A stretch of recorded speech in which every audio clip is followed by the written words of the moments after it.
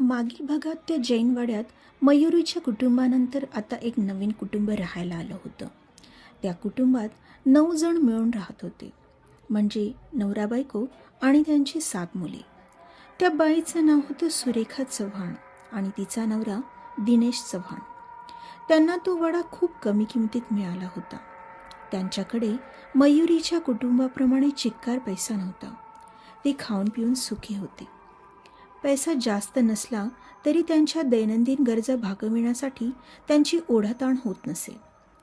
सुरेखा चांगल्या घरातून आलेली होती, म्हणजे तिचे बाबा रेल्वे खात्यात कामाला होते आणि घरात फक्त चौघेच होते. पगार चांगला असल्याने सुरेखा आणि तिच्या भावाला पैशांची कमतरता भासत नव्हती. पण बाबांच्या मृत्यूनंतर त्यांना पैशाची गरज भासू लागली. त्यावेळी त्यांच्या नातलगांनीही पाठ फिरवली. तेव्हा सुरेखा 11वीत होती. मग आईने तिचं लग्न लावायचं ठरवलं, कारण पुढचं शिक्षण करणं शक्य नव्हतं.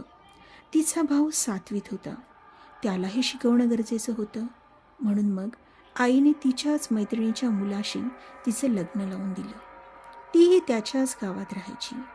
मुलगा खूप समंजस होता, पैसाही बऱ्यापैकी होता, चांगली नोकरीही होती.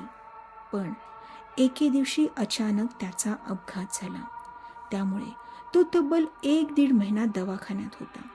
त्यात त्याची नोकरी गेली, राहतं घर गेलं, पैसाही खूप खर्चावा लागला.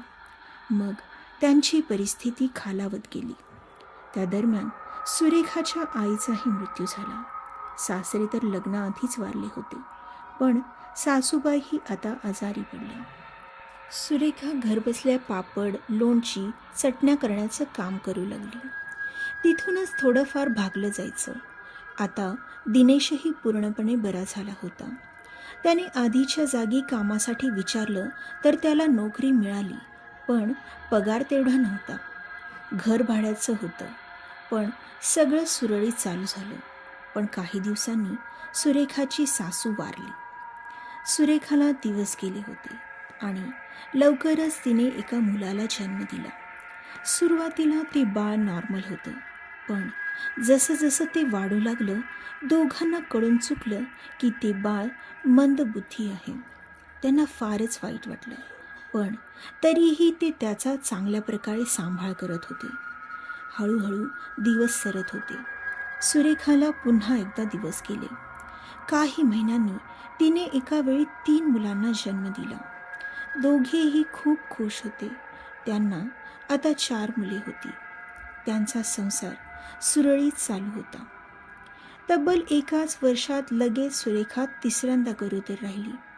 ह्यावेळीही तिला 3 मुले झाली.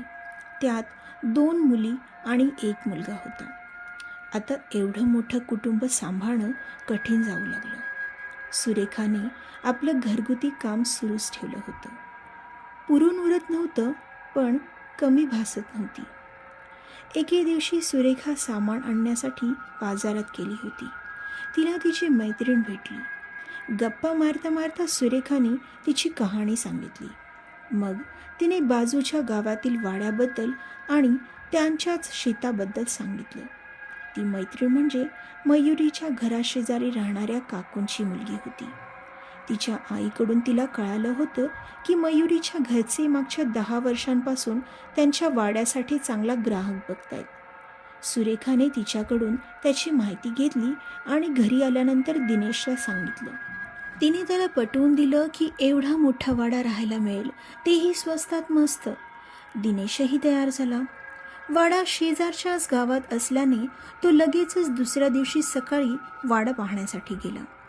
वाडा पाहून त्याला खरंच तो वाडा खूप आवडला. त्याने विचारही केला नव्हता की त्याला इतका मोठा प्रशस्त वाडा एवढ्या कमी किमतीत मिळेल म्हणून. पण पैसे एकत्र देणं जमणार नव्हतं, म्हणून त्याने सुरेखाला ह्याबद्दल सांगितलं. मग तिने आपल्याजवळ साठवलेले पैसे दिले. वाड्याच्या मालकाला दिनेशने त्याच्या परिस्थितीबद्दल सांगितलं. मग मालकही तयार झाला. लवकरच दिनेश आपल्या कुटुंबासह आला आणि तिथे राहू लागला. आता त्याला भाड्याने राहण्याची गरज नव्हती. लवकरच तो ह्या वाड्याचा मालक बनला.